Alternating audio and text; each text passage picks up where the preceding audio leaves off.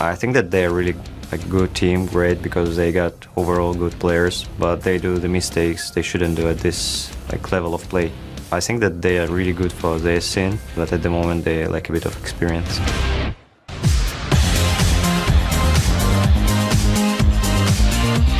Welcome back to the Season 3 World Championship, live from Los Angeles, California. We're just minutes away from the match between Gambit and Vulcun, but first, I'd like to welcome Xpeke and Kaigu to the interview lounge. Welcome, gentlemen. Thanks for giving us an amazingly fun game. I'd like to start by asking you, Kaigu, what was your strategy in that matchup? When we saw that they banned Thresh, we were kind of happy because Thresh counters that comp really hard because the only objective of that comp is that the mid and bottom, Zilean and Soraka don't die, but Zilean was zoned too hard by the Blitzcrank. Well, countered by the Blitzcrank there. And Peke, is there anything in the special choices that you say, we might use it because we know Prizu loves that Sivir so much? Yeah, he really loves her, but we don't let him play her. He's really good with her, but I don't think that hero can be used too much, so it's fine. He wanted to play her, he's good with it, and we let him play this game. Anything else in that comp you say? No, well, actually we didn't pick Blitzcrank trying to counter him. It was mostly about Soa's Blitzcrank, because Soa's placing really, really good, and he wanted to play it, so we were like, yeah, let's play it. And it turned out to be really good to have so much initiation with Sen and Blitzcrank together against them. Yeah, it was a very fun matchup. On a more serious note, you guys, you're no longer in the tournament. You have still a match coming up, of course, but you're not going to advance. But what have you learned personally, maybe as a jungler playing here on this big stage against all these good people? Well, as a jungler, I learned that vision control is really important, and it's more. I should focus more on vision control and not on farming. Okay. And you, Peke, you've really stepped up to the plate here as a mid laner. How do you kind of see yourself going forward and some of the very good mid laners you're going to face? How happy are you with your performance? I'm happy so far, but I don't know the other mid laners. I haven't faced them. Like before group stage, I was scared that I might not be able to compete with other mid laners or something because I had no idea of their level, only the European ones. But it's fine, I think, and I feel confident that I could do at least decent or equal against any other, so I'm fine with it. Okay. Finally, I'm going to let you both give a shout-out to your fans because, Maneski, not a victory yet, although I believe, but you have gotten a lot of fans here. What do you want to say to them? Shout-outs to the fans here and to the fans back at home. I love you.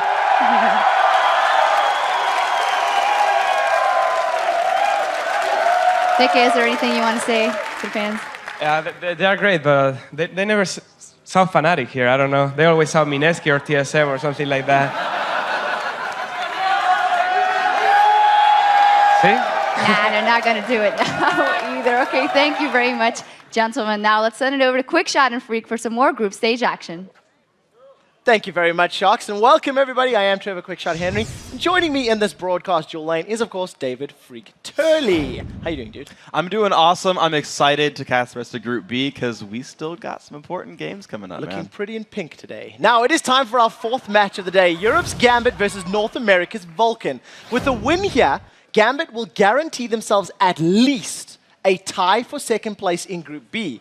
While even with a victory for Vulcun, they would need some help from Mineski to stay alive in Worlds. And based on the last time that these two teams met, that's Gambit and Vulcun, things don't look very promising for the North American team. Yeah, really in the first game between these two teams, it was a 27-minute win, and Gambit just demolished. Diamond was practically flawless in that game, and even though Vulcun has like the killingest player in the LCS, he kept the entire team to only 2 kills there. And for mancloud, there was no silver lining. He didn't get a chance to turn the game around. He had a pretty poor performance, whereas Alex actually secured a lot for his team. 4-0-1 for Alex TF, 0-4-0, not the best score for the mid laner for Vulcun, unfortunately. Well, let's get to it and see if Alex and Gambit can trump Vulcun one more time, or if mancloud and crew can keep their quarterfinal chances alive. It is time to take a look at those starting lineups, and on the blue side, it is going to be Gambit for this match. Darien up in the top lane, Diamond in the jungle, Alex Siege in the mid lane with Genja and VUL as your AD carry and support. And on the red side, it is Vulcun with Psycho Sid in the top lane, Smithy in the jungle, mancloud in mid, Zuna on AD carry, and Bloodwater on support. Well, we're about to jump into Champion Select, and we'll talk about the matchup and how the victories can affect both of these teams as the game starts. But one thing I want to highlight about picks and bans for these teams is they share a lot of common picks. Right. The supports, they've only played Zyra and Sona respectively. We know that there's a lot of love for Shen, Orianna, TF. There's a lot of overlaps between these two teams. There really, really are. The only ones that are really different, I would say, is the Shen top lane is a possibility. Sorry, not Shen. The Kennen top lane for Psycho Sid. I think that's a big one. And we've actually seen that banned out a good number of times. But you're right. The Shen up there, the mid laners and whatnot. Even the AD carries are playing utility based, with Ashe and Varus being pretty common. I'm kind of sad that we haven't seen a Zuna Tristana yet that I can recall, because I think that was an old style for Vulcun that worked really, really well and gave them some of that late game security that they've been lacking in this tournament. Yeah, for those points in time, Zuna's been playing Caitlyn, Ashe, and Ezreal 3-2 and 2 times respectively. So he's trending towards different ADs like you've highlighted. The one thing I definitely want to talk about is Genja's Trinity Force Varus. He almost got it finished. And his build choices have been a hot topic of discussion. Yeah, I'm not sure it was actually specifically Trinity Force Varus. I think it was actually like Phage to kite people, and he's fighting two assassins, so it was like get some health to survive. The Zeal was just there for move speed. He was going to go into Phantom Dancer. It just kind of looked like, I actually don't think he was actually planning on Triforce, and everyone else is crazy. We'll see. If he locks in Varus, we'll get a second round at potentially seeing how this works out. First ban, Zac instantly removed Gambit, taking the one off the table. Vulcun removing the Aatrox. Now, Aatrox is shared between Darien and Diamondprox. They've each played it twice. But Darien has a 14 KDA with Aatrox. Yeah, he does pretty well, the champion. Just a little bit. It's his style. I actually remember when they first brought it out in the EU LCS, I was casting that game, and Alex said, yeah, Darien dies a lot, so we gave him a champion with a revive passive so that he would die less, and as you point out with the KDA, it has worked well. But here I actually like how, I like and dislike kind of how some of these bans are coming out, because Corki is a shared pick and Kog'Maw is a shared pick as well. We've seen actually a lot this tournament where teams are banning out champs that they're happy to play themselves, and it always is weird to me that they remove some of their own options, because you've got teams like Fnatic who have such a deep champion pool that they don't need to do that. They can play whatever they want. Well, we do see the final ban being Vi, targeting that one at Xmithy. He's played it 4 times out of his team's 7 games thus far. And I think Vi solved a lot of the problems that Vulcun had in that sort of mid to late game phase, singling a target out. Yeah. And once that person's then just removed from the fight, then collapsing in numbers, because earlier today, they weren't able to control team fights against Ozone's double AD comp. Yeah, and it actually helps their coordination issues as well, really, because Vulcun, as we saw in their loss to Ozone today, they had a pretty rough time, actually, of coordinating themselves in team fights. They were getting split up, they would fail some initiates, they wouldn't all be on the same page, whereas Vi would have had this like bright flashing, I'm going in on this guy, hit this dude, and it would have been pretty obvious. Of course, that being banned out removes the option here. The Shen first pick, of course, just gives a lot of options for Gambit. What else are you going to say about Shen? He's been ubiquitous. The one thing I do want to highlight, not a first pick Zed or Ari, both of which have been left up. And in previous games, both of those champions have been left up to sort of counter one another. It normally hasn't worked out for the team that set the trap of picking into that champions, if I can put that politely. Yeah. And then, of course, the Sona denying that from VUL. He's played it 6 times. So not only is this one of Bloodwar's mains, it's denying this from VUL as well. So that's an important pick to me. And this champion select, at least as far as the picking phase has gone, has actually been very, very smart because of the denials. The Shen shared pick you talked about, the Sona shared pick you've talked about. It's these teams securing champions away from each other. Of course, there's still plenty of time for Alex to now pick his mid laner, but of course we had mancloud steal away the Zed. Now, they could pull a Fnatic and suddenly run Ahri Zed themselves, or Cassidy Zed as the case was for Fnatic. I think that's less likely here, but you've always got these interesting options here with Champ Select. Well, we'll see how Vulcun decide to play that one out. Elise and Varus locked in for Gambit, as you've highlighted, and we'll get to see exactly what Genja's build is. I am fairly certain he's going to go with this Phage into Bloodthirster into whatever. He tends to be quite sticky with that, but I do want to highlight the fact that Gambit trend towards that Orianna, so we may see that for Alex. Over on the other side, Crystal Ball working well, Tristana locked in. We are going to see Zuna on his comfort champion. So I like what both these teams have now done, because we've gotten Gambit into a control composition, which really I think is their strength. They're a very well coordinated team. Aside from the support roster changing twice, this group has been together for almost 2 solid years now. It was beginning of 2012 they started blowing up onto the scene.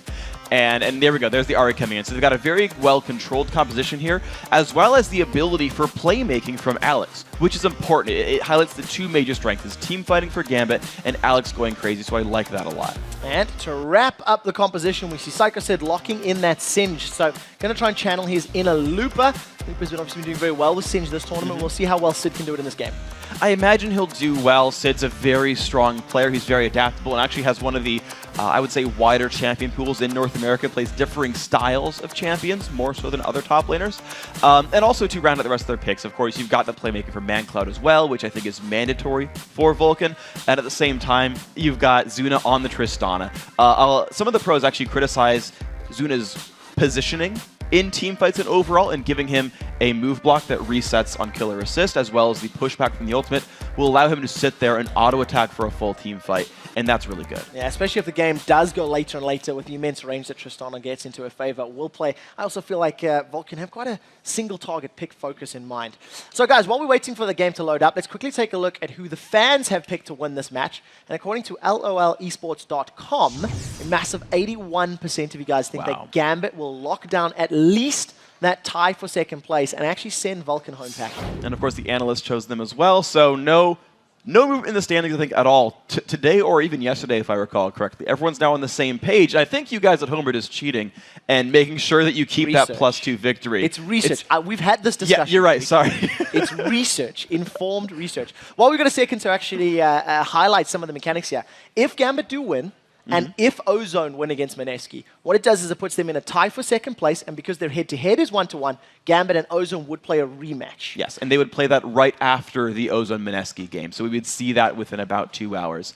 And of course, the other cases, if Vulcun wins, then they still need help. Mineski must win for a 3-way tie, and if there's a 3-way tie, that actually is played tomorrow. And if we are going to be quite realistic about this one, if Vulcun win and Ozone beat Mineski, it means Gambit goes home, and your first and second seeded teams from this group will be Fnatic and Ozone. But that is many games ahead. Right now, Gambit and Vulcun on the Rift, hanging out in this mid lane. Gambit a little more stacked up, as it were. But I'm not expecting any shenanigans. As you can see, Genja miles and miles away, starting with that Doran shield, which he's been doing several times this event. Yeah, it's interesting because he's not even against that heavy of a harass lane, but because he has no sustain from his teammate Yordle, it helps him make sure he can survive the laning phase. But as we talked about these sort of level 1 arrangements of these teams, when you've got a line fully spread out, this is sometimes considered a defensive opening, but it also guarantees you know where your opposing team wards, where they ran in to go spot things, and of course as no one plows through the enemy lineup, both these teams now know there's no deep wards, their junglers are actually hidden, and with Elise and Lee Sin being crazy strong early game junglers, no one's going to see them coming, basically. Well, we'll have to see if that lack of sight will pay in favor of either team, because any early kills onto basically any of these champions could significantly impact that mid-game phase. Genja and Voidal playing defensive duty on this bottom lane. It does look like Vulcun are going to initiate the lane swap, as they've thrown Zuna and Bloodwater up top to deal with Darian Shen. And just interesting to point out, Flash Ignite on Shen, Ghost Teleport there for Singed. Those are pretty standard pickups right there. Even with the Ignite, Shen has really low kill potential. But the early first 4 levels, if Diamond comes to gank for Darian, they can pick this down. Of course, here comes the invade for this buff, and it's a 2-on-2. That's a massive amount of damage onto Diamond Prox. We see Zuna. He manages to rocket jump forward. Flash already burned from Diamond. An initial advantage to Vulcun. They forced him away. Now Voidal and Genja trying to play the same tactic, but Xmithy is going to be able to get away with the buff and do pretty well there. Vulcun played that one a lot better. They showed up in time and dealt the damage before Diamond had dealt enough to the Golem. Whereas on the other side, it was just a quick smite for Smithy and he was safe. And that's the risk when you go for a buff with your top laner, is you can get 2v2'd there and lose the battle. It's just a matter of getting there in time, and as we saw, Vulcun got there first. Well, Xmithy's now going to try to steal away a buff here. This would be his second blue buff, refreshing that time, and more importantly, denying it from Diamond Prox. There is simply no members of Gambit here to defend or challenge this one, and it does look like Smithy's going to secure this one. So early advantage to Vulcun, and that's a very good level 1 strat, as it were, coming out of the North American squad. Very well played there. Smithy, though, just halfway through level 2 right now, had to share the experience when he took the blue buff down, which, to be fair, does help Psycho Sid. as of course, Psycho actually as well got to level up off of some Wraith. So, gotta say, a pretty nice early start here for Vulcun overall. There's a lot of things going their way. So we do see Psycho Sid's going to use that teleport, regen his HP in the fountain, and he's back in time for basically 2 full waves of minions. Right? He's not going to be able to see us quite as effectively with the Varus and Zara and no minions, but he will at least stay in experience. He sees Diamond. Here comes Diamond from the side. A very good ward is going to allow Sid to at least get out. Diamond Proc's just going to apply some harassment. There's a lot of damage going to this tower very early on. But compare the location of where Diamond came in behind Psycho Sid to where Smithy showed up. That wave is just now dying, but Alex getting jumped on by mancloud. Now mancloud continues to deal the damage. Alex forced to flash over the wall. mancloud decides not to chase, but flash burned. No escape mechanism there for Alex as both of the dual lanes plus junglers is hammering away on their solo lane towers. But look what Darian's going for. He knows he's zoned out of this lane, so he's coming to a different lane to make a play on mancloud. We'll see how this works out for him. Darian's hanging out in the river. We can see Xmithy fairly close by, actually, killing off the wolf camp of Gambit. The first tower to fall will be Vulcun, so Gambit with an initial global objective lead, but Vulcun and Bloodwater are not far behind securing that top lane tower. Here's the chance. There is flash still available for mancloud. We do see the taunt does land. Charm pulls mancloud backwards. Ignite is ticking. He decides to try jump onto Alex. Safeguard comes in from Smithy, and that's going to force Darian and Alex away. Very good timing from Xmithy, and golf claps all around from the audiences. They survived the game. That was a great play, and of course Gambit has a numbers advantage on the bottom as well. They're taking a very early dragon out of As this. something that Gambit does incredibly well. 4.5 minutes. Psycho Sid has used that ghost. We see a flash away from Voidal. They fling Diamond Procs out. Smite is going to be enough to secure the dragon. The question is, how many kills can Vulcun secure? Diamond Procs is probably going to throw down this rappel just to survive a little bit longer. Continue to pull the people back, and Darian gets out. First blood is secured. We do see Alex is going to follow suit with the aid of Bloodwater. Vulcun, 2 kills to the dragon and tower of Gambits. That's a great move there by Vulcun to realize what was going on there, show up into that battle. And Sid, of course, when you fight a dragon that low, that's the risk of a dragon at that low of level, is you don't do a lot of damage, and dragon deals a pretty good amount. So Sid walking into 3 enemy champions, normally a suicide. But that was a great play here. So Vulcun equalized that one out. You can see a 700 gold lead actually for Vulcun due to their superior laning right now. And this is the early game lead that is important for Vulcun because they don't do much without it. Yeah, this is something that we keep highlighting. It's something that, Vulcun did earlier today against Ozone. They got an early advantage, and it was their team fights that cost them. Gambit will be looking to try to replicate some of that team fight chaos and hoping that some single target focus or maybe better communication can work in their favor, because as it stands, Vulcun do have a couple hundred gold lead and a significant amount of CS between Psycho Sid and Darian. Yeah, and so basically what Gambit are going to try to do to pull this one back is definitely play make. It is the fact, oh my gosh, that damage Darian is dangerously low. He's alive. So it's on Alex Itch to hit level 6 and go be useful and roam around the map and pick off kills. It's on Darian to hit level 6 and have Stand United. And it's on Diamond to be the amazing jungler he is and also help make those plays. Vulcun have a very good siege composition and extremely good late game scaling. Gambit probably should not let it get to that. Well, we'll see how well Gambit can contain mancloud. Remember, they allowed Zed to go through. It was first pick Shen over first pick Zed. mancloud snatched that up the moment he got his chance. 500 gold in the lead of Vulcun right now, and CS advantage basically in every single lane. 30 creeps for Psycho Sid to the 9 of Darian Shen, and he's picked himself up a Chain Vest, so it's going to help against 3 of the 4 Vulcun members, but if he gets caught up by Psycho Sid, it's going to be a lot of damage that can't be mitigated. Yeah, this is going to be really interesting as these tanks scale out, because you're right that with Sid being so far ahead, even though he got zoned out from his turret very early on, as that turret went down, he's just gotten more time to run around because of that dragon fight is basically what had happened. Because members were off the map and no longer able to put pressure on that isolated Singed, he got time to get levels, he got time to get gold, and now Sid can pretty much do whatever he wants. Because of Catalyst, he's able to run into a 1v2 or run into any of the 1v1s and keep being this annoying Singed with teleport up soon and make plays. Well, we'll see if we can continue to control the map, because that's what's going to come down to. mancloud is level 6 now, does have that death mark available. There's no one to oppose him in that top lane. He's just trying to CS as best as possible. We see Darian has returned to this bottom lane. A moment or two ago, it was in Genja, in fact, that was trying to fend off Psycho Sid. See a little bit of poke going down. Darian taunts himself out of danger. Gambit just trying to reset. You can see Voidal he's hanging around his own red buff area. Genja's making his way towards that top lane, and with the blue buff respawning, you see Xmithy invading. Yeah, but he's outnumbered right here. This is not the easiest thing for Smithy right here. This should be able to go to Gambit. So Gambit have got the numbers advantage. However, here comes mancloud with his ultimate. There's no crescendo available for Bloodwater. Keep that in mind. Blue buff was actually secured there by Alex, so a little bit close, a little bit scary. But Gambit get out cleanly, they don't lose the buff. mancloud was a quarter-second off from stealing that with a Shuriken. He's, of course, looking to flank around the mid lane, but Voidal sniffs that one out. Of course, there's ward coverage here for Gambit. This turret dive shouldn't mean much. Oh, there's still a large number of Vulcun members in that mid lane. They definitely set their sights on that tower. You can see them now splitting up, moving away as they really didn't have the minions to challenge that tower down. 700 gold in the lead. Xmithy continues to have some very good vision control. Look at the amount of Vulcun wards on the minimap. Yeah. Psycho Sid, he decides to cut this lane, farming between two towers. And that's exactly what these guys want now, because Vulcun are the team in control, and Singe can free farm this forever and guarantee himself a lot of gold income. And as long as you have ward coverage, you're not going to be that afraid of this, like, not really a gank by Gambit.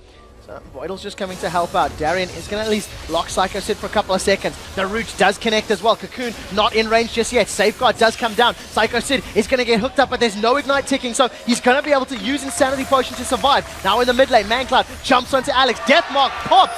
Zuna, in fact, lands the kill, most likely from that explosive shot. And 3-0, Vulcun in a good position to take yet another tower. The Crescendo actually helped us set that one up as well, and that's kind of what happens when you get that much ward control. That's what you do with the Singe, is you bait everyone to run around and chase you, and it overextends the rest of your team. It allowed Gambit to rush in, flash Crescendo Alex Ich, and chase the kill down.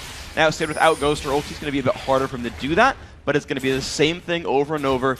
Be annoying as Singed and make play. So watch this. The Crescendo comes out. Alex Ich is going to take so much damage. And look at the engage by mancloud. The ulti actually tracked Alex Ich through a dash, which allowed him to get a bit more damage across. Very good play. Well, always got to remember, when you give away that Zed, you have to imagine that your opponent will be picking it up. And mancloud making good use of it. He's got a 10 CS advantage. 1 kill, 1 assist to the 0-2-0 Alex Ich. And Vulcun, even with 3 kills and an additional tower, they're only about 1,500 gold ahead. So we'll have to see how rapidly that lead can continue to grow if they keep making these plays. And I want to know how aware of the map Gambit is right now, because in 14 seconds, Dragon is respawned. Vulcun have already sent Sid top lane with teleport, so they've already set up their lanes for a Dragon attempt. Darien, though, is unaware. Well, red buff is up. We do see Smithy at least lands the Tempest, but Darien got to wait thanks to that Shadow Dash. Really kill potential just yet. It's a fairly tanky Darien. Like I said, is now going to get some damage down onto Genja. Doran's Blade and Doran's Shield not really going to offer a lot of damage to that Singe. Vulcun are going to start off the Dragon. But they're completely outnumbered. It has to be a steal from Diamond, and that's it. Well, we'll see if he can make it work. Diamond procs forced backwards. Root's not going to be able to do anything. Even with the Cocoon, Vulcun secured their first Dragon of the game. Psycho Sid continues to be a menace, and this is something that you always see good Singes doing, just completely controlling the map. And once Singe gets ahead, it's very, very difficult to reel him back in. Well, we just saw Vulcun fall victim to that, actually, when Looper kind of just tooled them around the map and in team fights here. And you look at what happened right there with the Dragon attempt, is Gambit, with the other 4 members of their team, were like, yeah, we can kind of try to contest Dragon and throw skills at you. The fact that it even tried, instead of pushing or pressuring another lane, says they weren't completely ready for that, because they didn't capitalize on the fact that all of Vulcun was down on the bottom side of that. They just said, yeah, Genja, go farm a little bit. That'll do something. I imagine Genja had a lot to say in that regard. It's something that he does fairly often. Still trying to work his way towards some different items. Decided not to pick up a Phage as his first big item back. BF Sword in Genja's back pocket, but you're comparing that to a Blade of the Ruined King Tristana. There is a significant amount of disparity between these two AD carries, because Zuna is just going to have a lot more killing and kiting potential in these team fights. It's an interesting build. With the Blade of the Ruined King nerfs recently, a lot of guys have stopped running Blade of the Ruined King Tristana, but basically this shores up the mid-game power deficit we normally talk about with Tristanas, where you've got early ability power damage and you can kind of build your lane out, and then when you have like 2 or 3 items, you're pretty good again. You can rely on your range as you level up. But at this point, you're usually pretty frail. With the Ruined King active and the base damage on it, it's actually pretty decent for Trist here, so this actually holds over what would have been a weakness for Vulcun. Well, we'll see how well it works out in the team fights. As Psycho Sid and Darien are just trading a little bit of poke, a little bit of damage back and forth. Darien is 30 CS behind 35 at this point, actually, a level down. He's at least he's at least holding up. It was a bit of poke. Psychosid did take a tower hit, which obviously is going to help Darian's cause. Now Vulcun getting ready for this next blue buff spawn. It will be in the next couple of minutes, hence the ring of vision wards or sight wards being set up. mancloud and Smithy now trying to apply some concerted focus onto this tower, and Alex takes a massive amount of poke. Yeah, he is. And honestly, Vulcun are doing a very good job of being controlled in this game. You mentioned the ring of vision wards that are out here. They have 3 around the dragon area and another 3 around the blue buff and Baron area. There is no vision allowed for Gambit. The buffs are starting to get stolen time and time and time again. Psychosid's able to roam around whatever he wants, cut behind a lane, fight Darian whatever he wants. He knows there's no threats here. Vulcun are just in control right now. Yeah, doing very, very well. Psychosid once again popping that Insanity Potion. Just going to heal himself up. Here comes Zuna. We do see the Ghost coming down from Psychosid. He's getting in range, tanking up the tower, flings Darian backwards. Buster Shot throws him against the wall with the Poison Ticks. Couple more auto attacks. Psychosid and Zuna make that look easy.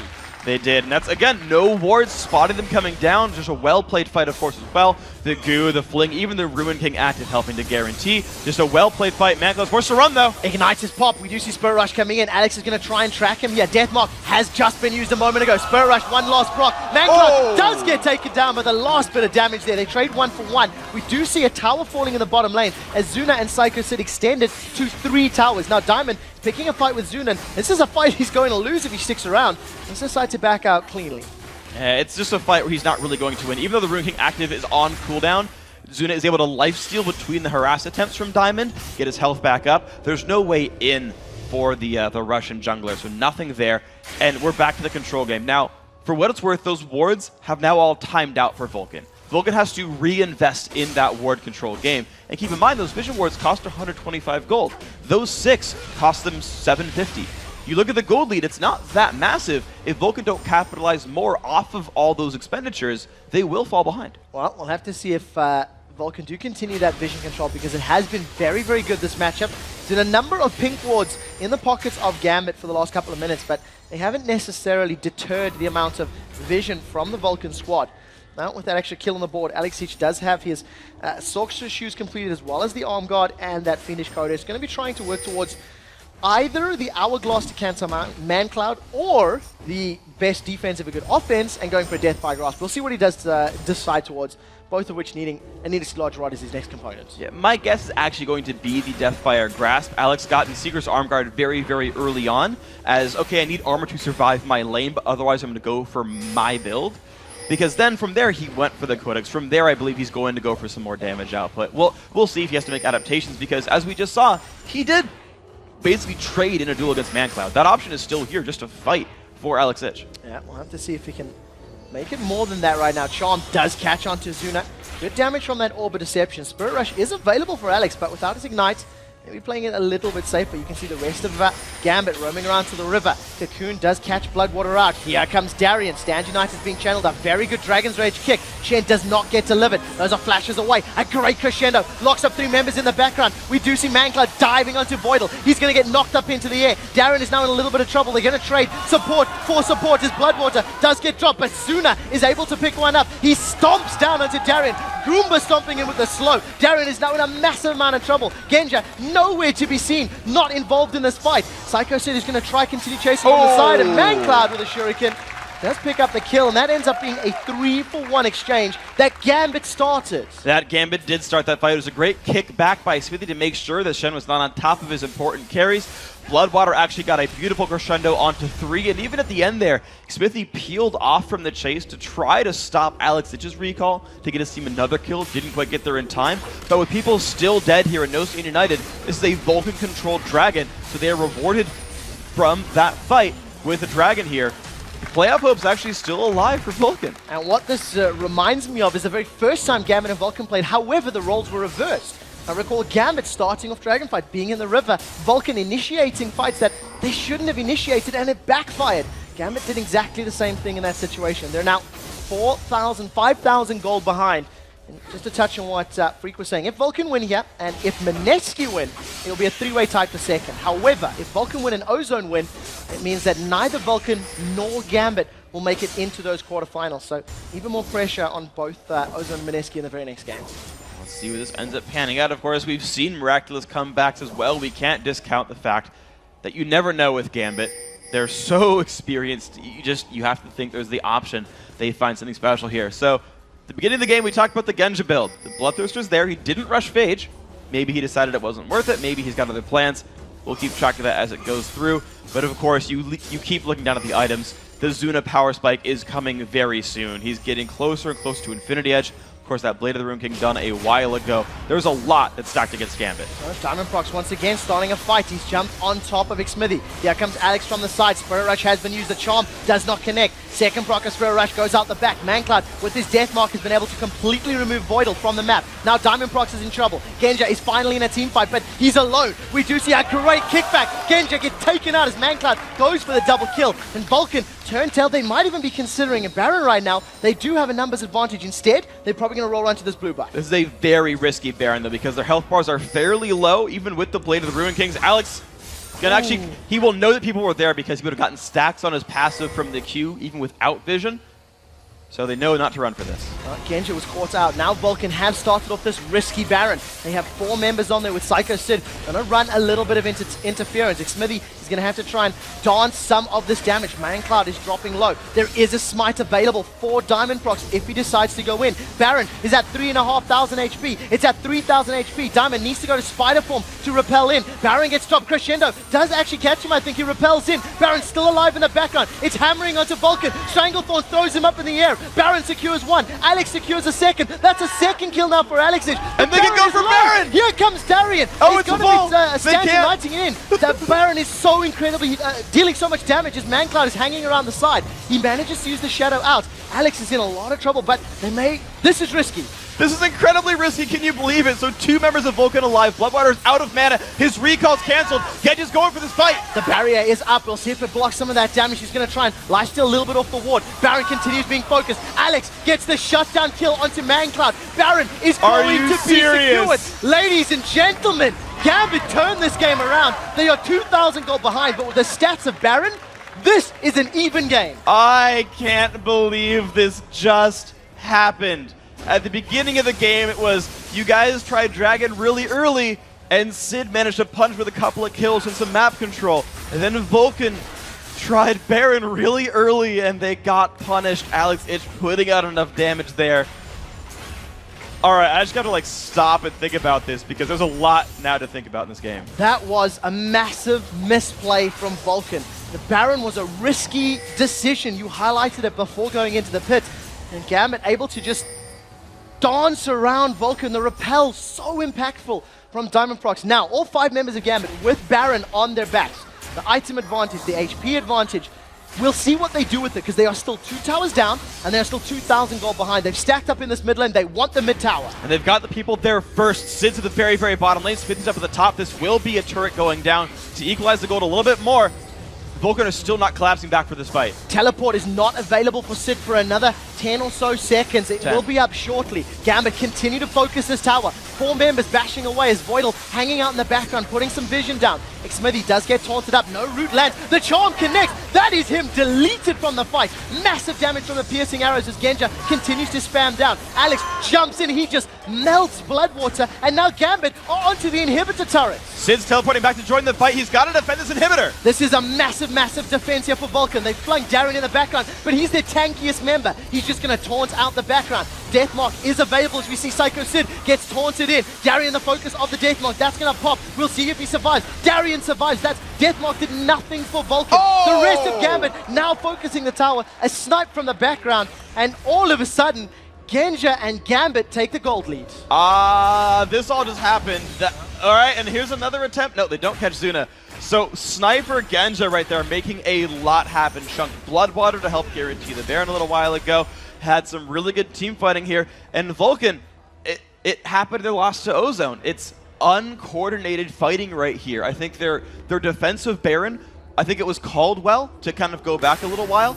Psycho Sid tried to buy time, tried to zone out Alex H, did a good job of that. The Crescendo had barely missed Diamond, and so the team stopped hitting Baron, said, let's kill Diamond first, then go for it.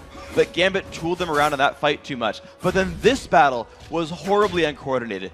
Pick after pick after pick, one at a time, people saying, I can get a kill and get out. Nope, it didn't work. I can get a kill and get out. Nope, it didn't work. I tell you what, when you're focusing your ultimates and your damage into Darian, you're going to have a bad time. Vulcun right now need to get on the carries. They need to deal damage to the people in Gambit that are threats right now. Baron is slowly wearing off. It's down to about a minute left on the clock, and we see a repeat of this potential river fight. This should be decent, though, for Vulcun. Their major cooldowns are coming up in about just a very, very few seconds. The problem is, though, this Alex Ich split push, he's actually now hard to deal with 1v1. Oh, he lands the charm. He manages to dive back with Zuna. It's going to knock him back. The Ignite secures the kill. That was a point-blank charm. Is now all of a sudden, Alex Ich is off to the side. There's no AD carry for Vulcun if Gambit stick on the tower. They've got to wait for the wave right here, but they have a 5v4 with no AD carry. None of their... I mean, the ultimates they need for the team fight are available, but they can also make the safe play and just go for Dragon here and get farther ahead in gold. It does look like that is the decision. mancloud now thinking about jumping onto Diamond. Prox decides to just clear out that Wolf camp after Diamond secures the big Wolf. Now, second Dragon of the game for Gambit. Remember, they had a 4.5-minute Dragon. This is definitely a heavy Dragon control from both of these teams. And once again, Gambit, 1,500 gold in the lead. Diamond almost connecting with that Cocoon. Okay, so right now, Vulcun needs to just calm down for a little bit and realize they have a Tristana on their lineup, and the Baron buff has just timed out. Playing a full-on defense game and letting Singed, Zed, and Tristana go infinite is a good fallback plan for Vulcun. They just have to defend right here. Well, we'll see if they can. You can see that the recalls are coming in. Sid is back in base, but it's late as mancloud finally returns. Home Guard boots are available. The rest of Gambit hammering away on the inhibitor. Now, Insanity Potion is not available for Sid, so that burst of speed that it gives him on an initiation potential is not there. Flash Crescendo not available either for Vulcun, so this is going to be a hard-pressed defense. But remember, there's no Baron. There is no Baron buff, but here we go. Gambit in the front. Darien tanking very, very well. Look at Genja. He is so safely positioned that no one can get on him easily. Fight starts. Psycho Sid down a half. That's a lot of damage. I think that was the DFG thrown onto Psycho Sid. Alex saving his Spirit Rush right now. They've chunked down the main tank to 50%, and they're burning out the timer on that Insanity Potion. So Gambit, happy with the damage they've done to the inhibitor, not feeling comfortable sticking around, back out cleanly. Baron's going to respawn in 2 minutes, and with the way these teams are playing, it may actually be our next team fight. And it's worth pointing out that the texture of the map has changed a little bit. Just a minute and a half ago, Zuna finished Infinity Edge, which is an incredibly important power spike now, because even though there's a Sunfire Cape, a Spirit of the Ancient Golem, Zuna will be able to chunk down the front line of Gambit. It's something that the Russians need to be concerned about. The push coming in too quickly for Vulcun. They should get this turret, but it's going to be close if they don't run soon. Yeah, Gambit nowhere near, but look at the chain of corruption. Psycho Sid is the first target. We see mancloud and Bloodwood knocked into the air as the Crescendo does stun them up for a second, but not going to be enough. Genja should just get popped by this death mark. They trade mid laner for 80 carry, but now the rest of Gambit are on the hunt. Spirit Rush was used. Stand United will be available soon, so expect Darien to split push before the next fight. That's going to be an easy option, though, but remember that Psycho Sid will also have his teleport up, and as we've seen time and again, Sid's really built for that fight against Darien. He's built early magic resist, he went Mercury Treads as well. He even went for the, I forget the name of it, Distortion Boots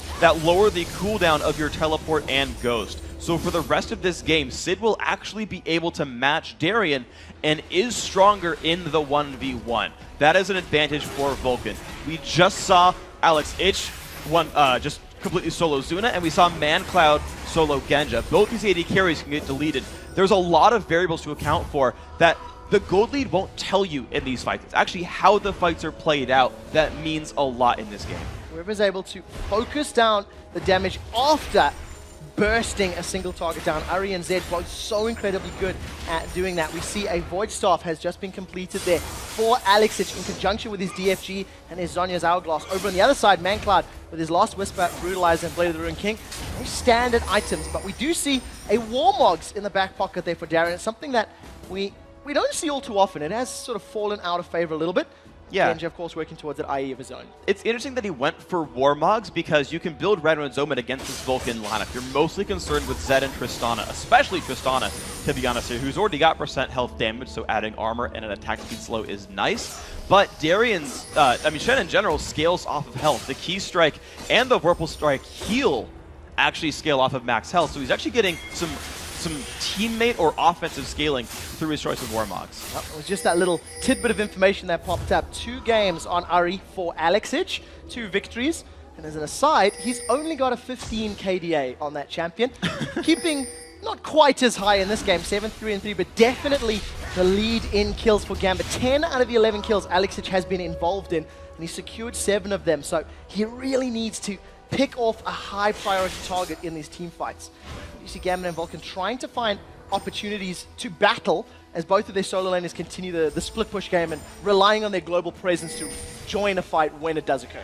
But what I'm concerned about with these two split push top laners is their difference in builds, because Darian's works. He's going to be tanky regardless of the fact that he went Warmugs versus Randuins, whereas Psycho Sid is building like full magic resist. He is so worried about Darian, Diamond, and Alex that he's not built to survive Genja if Genja gets time to shoot that Shen over and over. It's a concern that might just bite Psycho Sid in the end. Well, we'll have to see if it does. As it stands, 29 minutes on the clock. We're getting closer to the time frame when both of these teams have actually been wrapping up their games over the course of the Worlds tournament right now. Once again, Sid and Darian, they're actually swapping sides. They're basically just, it's almost a gentleman's agreement. We'll see them trading back and forth, continuing to farm. Now, Baron is up. You can see Vision being denied. mancloud may eat a charm. This is going to be scary. We flicked over to fight to Baron. We do see the charm landing. Alexic Spur rushes out. That should be mancloud going down. As the Stantonite comes in, that's going to be enough to survive the Deathmark damage. Alexic still surviving in the background. Sid and Smithy taunted up by Darren as now the Stranglethorns will only throw up Sid. But that is great. You cannot, if you lock up Singe, you can kill him. 2 kills for Gambit, and now they turn their sights onto Baron. And there were a number of outplays there. We actually missed an attempt in the Baron pit by Vulcun. They jumped onto Voidal as he was sweeping out a ward, but Diamond showed up to defend him as well. You saw Alexic win the duel in the mid lane. This gives Gambit control over the base. They'll be able to take the inhibitor down, and they've still got another 15 free seconds. They don't have to risk for Baron. They could take the safe Dragon, but it's probably going to be okay for them no matter what Gambit chooses. Well, Zuna's deciding to try and play this split push game. There's a line of minions on this bottom wave. We'll see him most likely clear that out and try to get some damage onto the tower.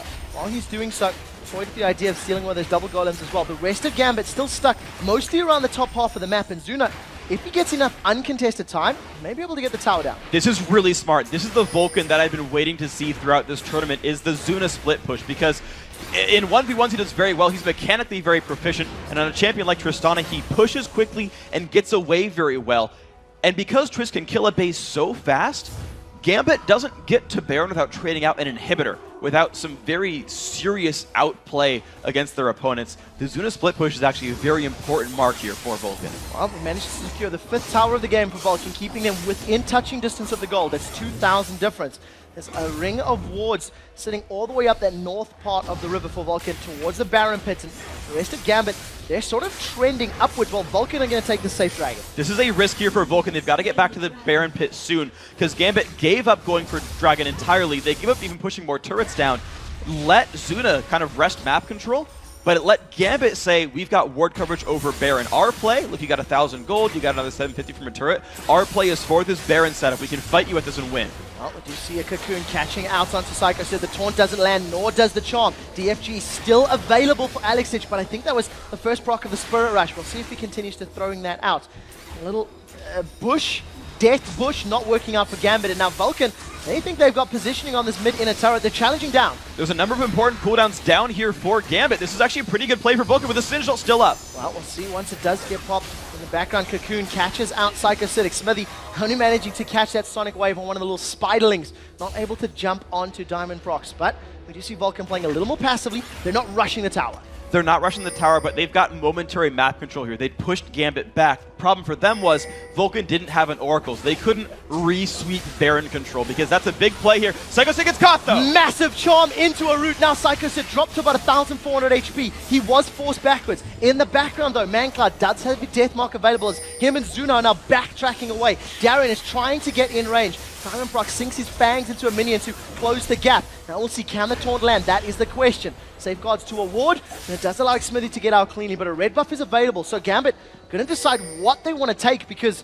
basically everything is available to them. Yeah, and Gambit are individually more powerful, so when an Elise walks at you or a Shen walks at you, Vulcun has to respect those champions. That allows Gambit to split up the Vulcun lineup and then collapse on a target they need. That's why you saw, even though the fight was reasonably close, Gambit really take control of this one.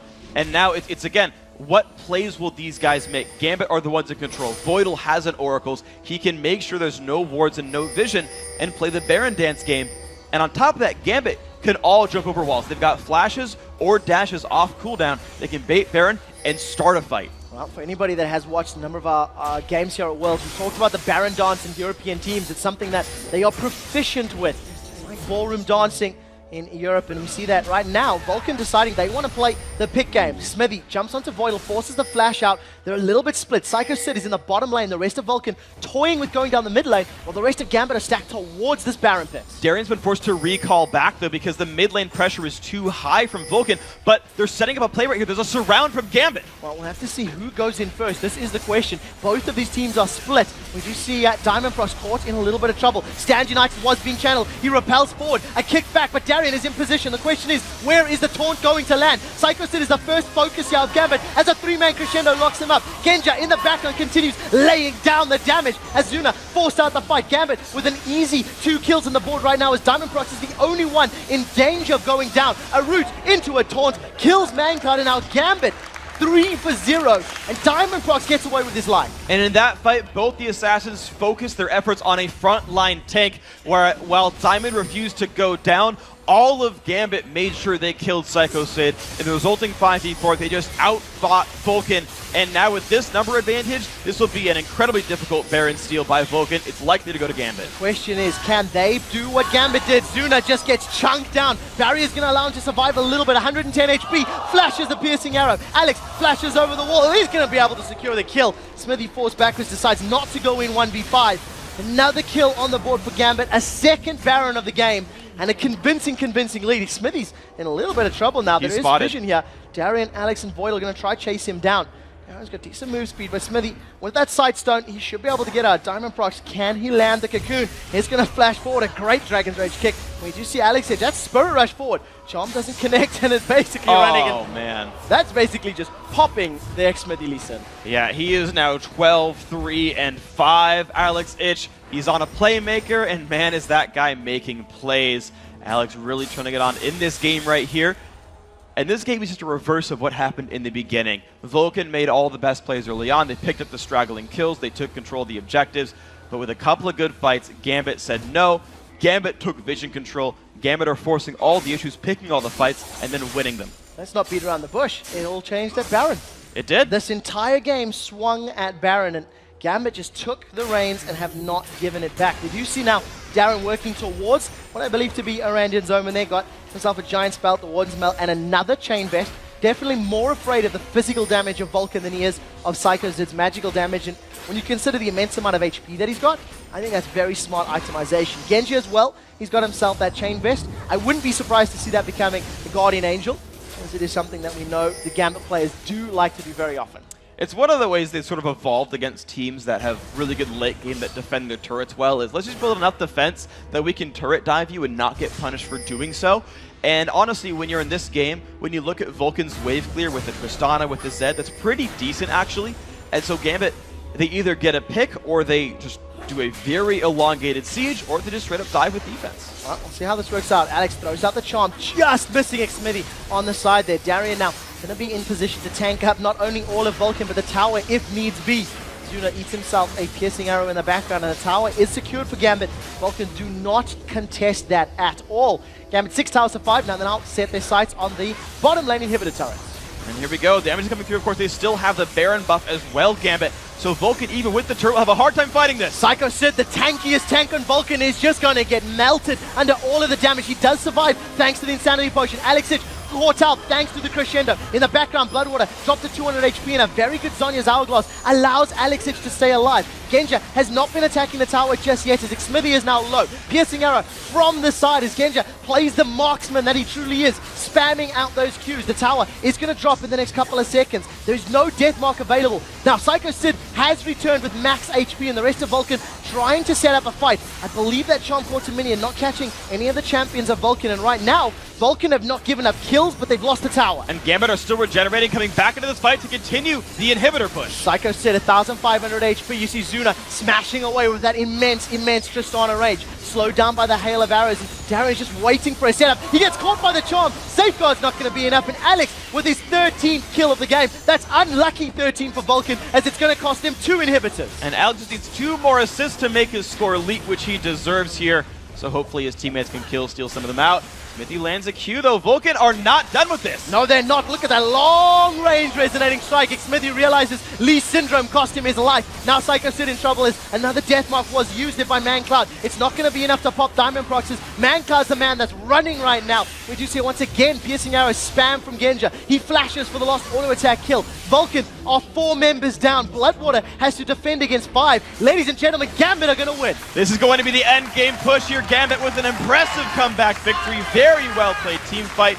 Good coordination, good control, and Gambit's chances at the quarterfinals stay alive. And while Gambit maintain a hold on making it to the playoffs, Vulcun are definitely out. Unfortunately, with that loss, there is no mathematical way for them to advance. It's all on Ozone and Mineski. If Ozone beat Mineski, you and I will be casting a Gambit versus Ozone rematch to determine who makes it into the World Championship quarterfinals. That will also be an incredible showing, but of course you still have to sort of look at this game and say, all right, Gambit, there are some issues you got to work out, but also things to praise yourselves for, because that early game was honestly quite rough. Vulcun had some good reads in that game. They made some really good early game plays, and it took a very miraculous Baron fight to turn Gambit around. They've got to make sure they stop making these kinds of mistakes, because they've still got to win another game. Yeah, there are no other words for it. There are no other words for it. Every single time this weekend we've seen a team that far behind. They've made that, I'm going to call it a desperation play. I think Gambit going in on that Baron, they were so far behind that if they took it, it got them back in. And if they didn't, well, they were so far behind anyway. Yeah. And Gambit made it work. They ran enough interference, and Vulcun just didn't have an answer. They played the fight exactly correctly. They did not get too aggressive. And yeah, they knew if Vulcun got that Baron, it would be game. So the mechanical plays by Diamond to dodge the crescendo, because that crescendo would have guaranteed Baron flat out. Yeah. They would have smited it down in time. So great plays by Gambit, and they have potentially a couple more games, or one more game ahead of them. All right, well, let's send this one over to Riv and the analysts to see what they think of Gambit catching a victory from Vulcun, because I'm definitely looking forward to hearing what they have to say.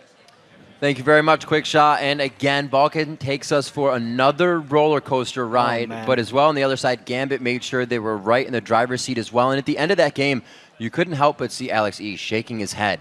We've seen a lot of times that teams win games, but they're not satisfied with the win. Yeah, Gambit looked really out of sorts after that game, and I don't know. You have to really avoid that kind of mentality, because they still have to play for this potential tiebreaker if Ozone beats Mineski. So it almost felt like at one point in that game, just based off of Alex's reaction after the game, that he had kind of resigned himself to being like, holy crap, we just about got eliminated from the World Championships. Same time, if you're here playing at World Championships for staying into the game against an opponent that on paper you're a favorite against, and then you have such a horrible game, and you basically win because of, let's face it, a really poor decision by Vulcun, then you're not going to be happy. Especially because you still need to play against somebody that's getting better and better and is a lot more collected. This is just heartbreaking, too, because Vulcun did such a good job in the early game, and I mean, it comes back to it. We've all been impressed by their play in the early game, and, oh, man, we were all sitting back here. We thought they had this one in the bag. I was doing the Zuna dance already for calling like Vulcun. I was so close to voting for them, and then I was so happy for them. They were doing so well, and nope. Out there, I heard Ozone kind of cheering. They're like, yeah, go Vulcun, because obviously they really wanted Vulcun to win, because that would make it so they wouldn't have to play a tiebreaker match. And I was actually sitting with Kog'Maw, their coach. And how did that go? Yeah, Vulcan's coach. It was absolutely hilarious when they threw like a 10K unwinnable game for Gambit, essentially, right? Okay, so there's like 12 different decisions you can make at that time. And there's only one of them that even gives you a tiny chance of getting outplayed and throwing the game. And Vulcun chose that one, and it was just, his face was just like completely plain, like, oh, just another day with Vulcun. But like, what was coming out of his mouth was just like, complete, like, he was just so angry at his team because this happens so much. You know, this is Vulcun TechBargains at its finest. And, you know, coming into this, it's an intense moment. The stage is one that puts the pressure on high, and we'll actually put the replay on your screen of this Baron attempt here that really, Crepo, you said you should never 50-50 a Baron when you're ahead. Okay, basically, I hail from the level of Europe, in which we do too many Barons that just don't work out. So we're getting the hang of it when it's wrong to do a Baron. basically, if you're 4,000 gold ahead with this composition, and the worst thing you can do is give them a 50-50 chance on Baron, especially when people are low. It's weird, too, because we were both watching this together, and I was thinking this is where Vulcun wins the game, because I was expecting them to actually burst down the Baron and then turn, but they froze in the Baron pit because they're afraid of the steal, obviously. I felt really glorious because everyone's like, they're not going to do Baron. No reason. I was like, yeah. Yep, it's going to fail, it's going to fail, it's going to fail. But yeah, if we roll the replay, let's see now. Who's able to contest this? Psycho Sid's coming. They're going to assist on the Baron. Only Elise and Aries. Look, right now, Zyra's in the base. Still in the base. They started Baron. Bloodwater's not tanking. Sona should be tanking there. Sona should be on 20% HP instead of mancloud and Xmithy. Psycho Sids tries to peel, stopping Diamond rather. Diamond doesn't care. He has vision. He knows when to go in. And he will dodge pretty much the crescendo a little later. This is really good. Elise keeps them busy. They're all dancing around, getting chunked by Baron. You have to know at this point, Gambit still has a Shenalty. It's even worse because they're going to use the Shenalty on Zyra right now. And by the time they peeled Crepo, they were already all sitting at about 20% health. They sat in there for too long. They didn't make the decision. They either kill Baron or they peel, and they froze. You really, if you're going to make a call like that too, you have to know whether you're going to just burst down to Baron or whether you're going to turn. That has to be clear in the team's mind when that objective comes up.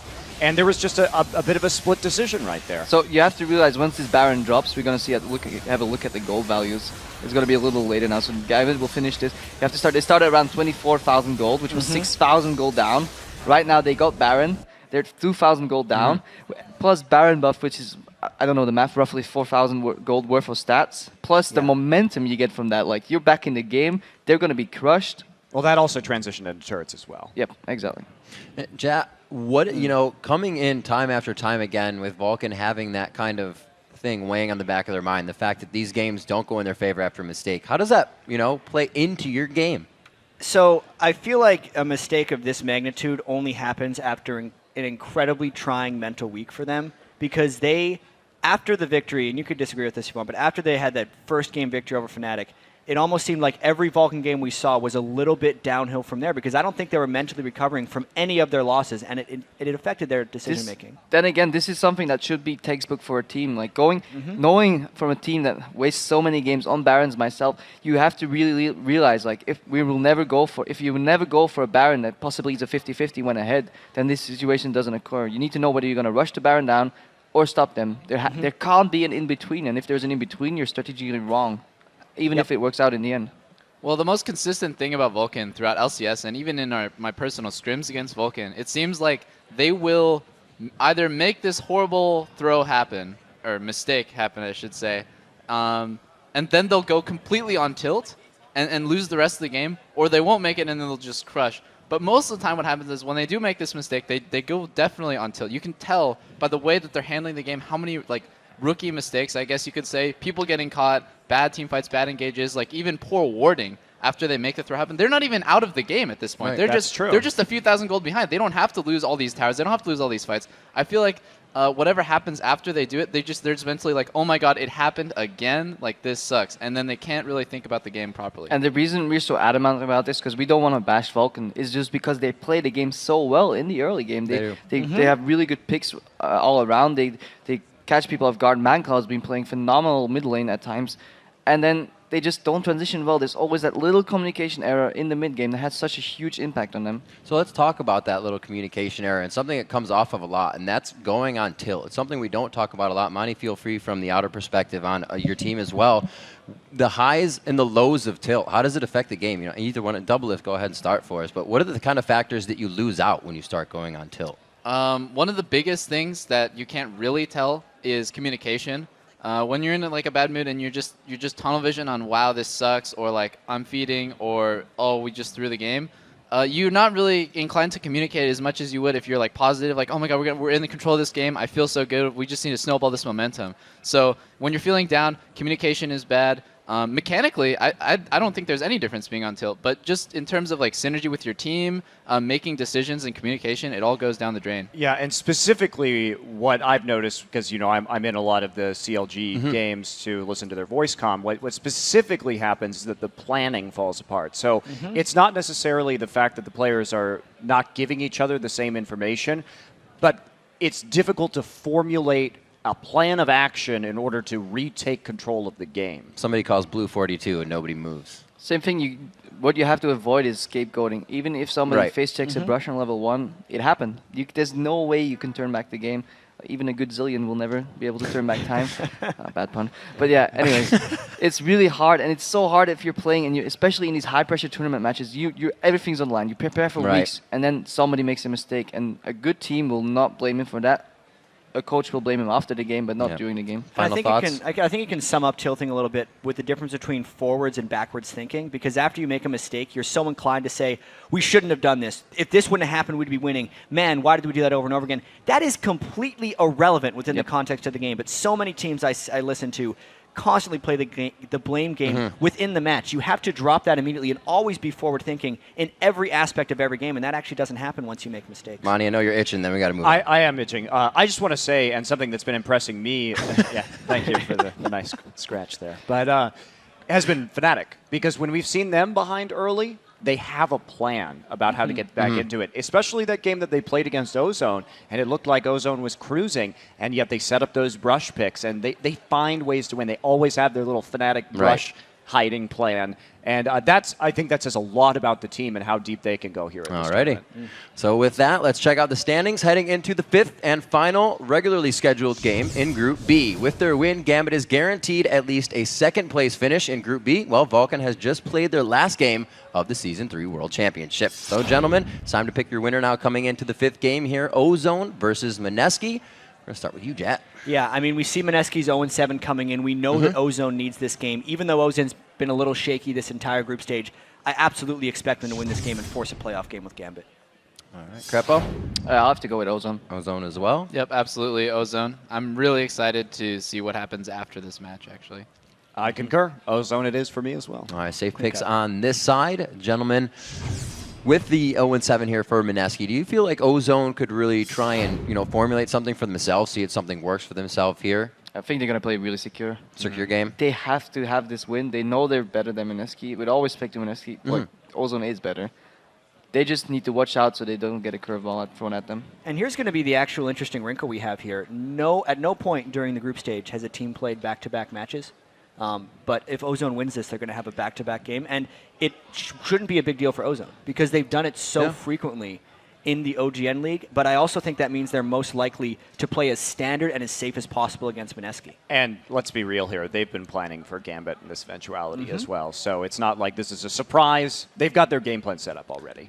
You know, there actually is an advantage, well, at least in my opinion, on playing back-to-back matches, especially if you're going to win the first one, because, like you said, forwards thinking really helps you drive momentum. And if they win this match and they're warmed up mechanically, and also they've had their communication down, they have good, they're just morale is really strong. They should be looking really strong going into the Gambit match, especially because just look at Alex's face after they won the Vulcun match. All right, guys. Well, we're going to take a short breather here, but when we return, Ozone and Maneski close out the schedule portion of today's Group B action. Plus, Gambit's Alex Ish will join D-Man in the interview lounge to talk about their epic comeback win. So don't click that mouse. The Season 3 Championship live from Los Angeles. We'll be right back.